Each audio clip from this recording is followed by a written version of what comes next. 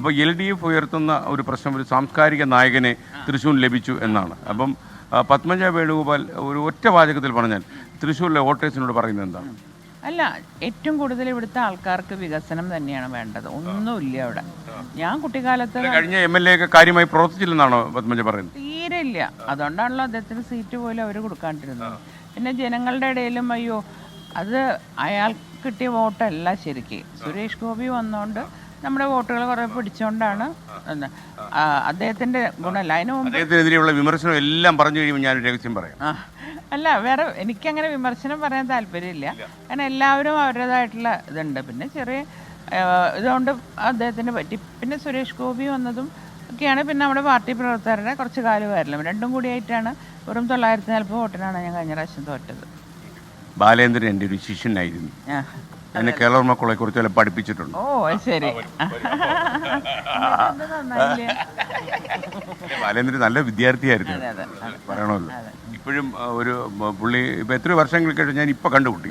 ഇപ്പോഴും പുള്ളി ഒരു ശിഷ്യനെ പോലെ തന്നെ എപ്പോഴും അങ്ങനെയാണല്ലോ. ഒരു അധ്യാപകന്റെ സാന്നിധ്യം എന്ന് പറഞ്ഞാൽ നമുക്കെല്ലാം വലിയ കാര്യമില്ല. എനിക്ക് തോന്നുന്നത് പ്രധാനമന്ത്രി വരുന്നു. അത് ഒരുപക്ഷെ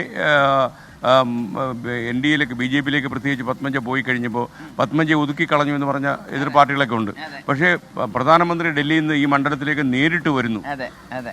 അപ്പൊ തന്നെ അറിഞ്ഞൂടെ എന്നെ ഒതുക്കിയിട്ടില്ല. എനിക്ക് തരുന്ന ഇമ്പോർട്ടൻസ് മനസ്സിലായല്ലോ. അത് എനിക്കൊന്ന് അദ്ദേഹം പത്മജ വേണുഗോപാൽ നിയമസഭയിൽ എത്തണമെന്ന് ആഗ്രഹിച്ച് തന്നെ വരുന്ന പോലെയുണ്ട്. കാര്യം അത് 2 മണ്ഡലത്തിൽ മാത്രമേ പോകുന്നുള്ളൂ അല്ലേ? പാലക്കാട് ശോഭാ സുരേന്ദ്രനാണ് അവിടെ, ഇവിടെ പത്മജ വേണുഗോപാലാണ്. അപ്പോൾ പ്രധാനമന്ത്രിയുടെ സന്ദർശനം എത്രമാത്രം താങ്കൾ ഗുണം ചെയ്യും? കാരണം അദ്ദേഹം വന്നു പോയി കഴിയുമ്പോൾ അതൊരു ഒരു ഓളമാണല്ലോ.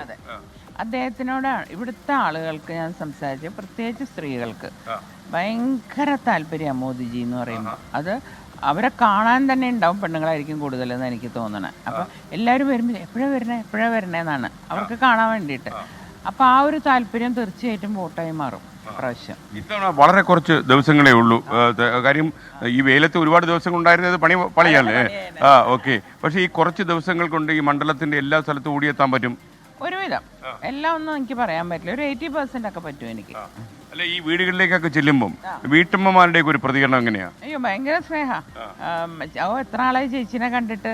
എല്ലാവർക്കും പത്മേച്ചിയാണല്ലോ അവിടെ. ചേച്ചിനെ കണ്ടിട്ട് എത്ര കാലമായി.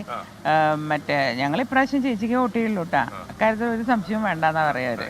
ഈ തെരഞ്ഞെടുപ്പിലെ ഈ രാഷ്ട്രീയ രംഗത്തെ നിശ്ചിതമായ പ്രശ്നങ്ങൾ പത്മജ അവതരിപ്പിക്കുന്നുണ്ടോ, അതോ കുറച്ചുകൂടെ സ്നേഹവാത്സല്യങ്ങളിൽ ചൊരിയുന്ന അവരുടെ ഒരു സ്വന്തം ചേച്ചിയോ സഹോദരിയോ? രണ്ടും ഉണ്ട്. ഇടയ്ക്ക് രാഷ്ട്രീയം പറയും. അല്ല, കൂടുതലും എനിക്ക് അവരെ കാണുമ്പോൾ രാഷ്ട്രീയം പറയാനല്ല തോന്നുന്നു. അവരുടെ സ്നേഹത്തിന്